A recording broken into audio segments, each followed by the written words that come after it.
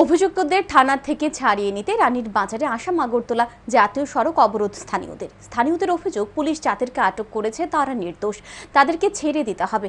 দীর্ঘ সময় সড়ক অবরোধের পর শেষ পর্যন্ত মন্ত্রী সুশান্ত চৌধুরীর আশ্বাসে সড়ক অবরোধ প্রত্যাহার করে নেয় স্থানীয়রা।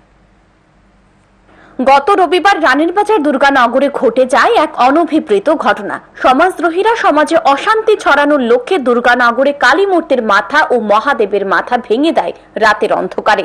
এই ঘটনাকে কেন্দ্র করে এলাকায় চাপা উত্তেজনা দেখা দেয়। পরবর্তী সময়ে প্রশাসনের পক্ষ থেকে এলাকায় শান্তির পরিবেশ বজায় রাখার জন্য দুই সম্প্রদায়ের লোকদের নিয়ে বৈঠকে বসে।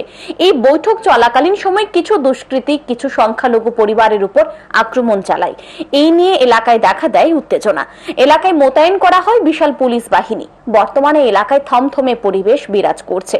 এদিকে বুধবার রাতে পুলিশ সংখ্যালঘু সম্প্রদায়ের 5 জন লোককে গ্রেফতার করে থানায় নিয়ে যায়।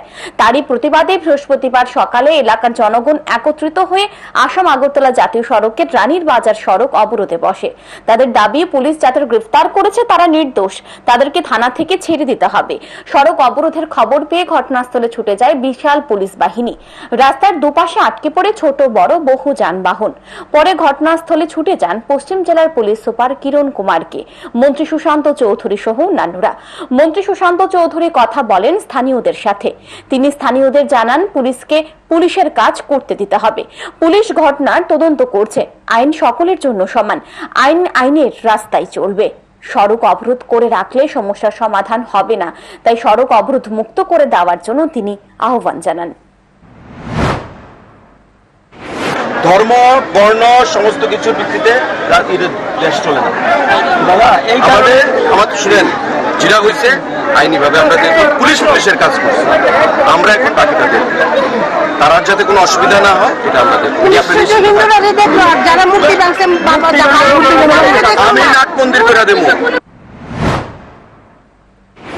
মন্ত্রী সুশান্ত চৌধুরীর কাছ থেকে আশ্বাস পাওয়ার পর স্থানীয়রা সড়ক অবরোধ প্রত্যাহার করে নেয়। তারপর যান চলাচল স্বাভাবিক হয়।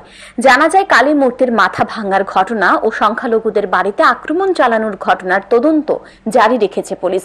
সুনির্দিষ্ট খবরের ভিত্তিতে পুলিশ 5 জনকে গ্রেফতার করেছে। এখন দেখার পুলিশ আগামী দিনে কি ব্যবস্থা গ্রহণ করে। Bureau report, news today.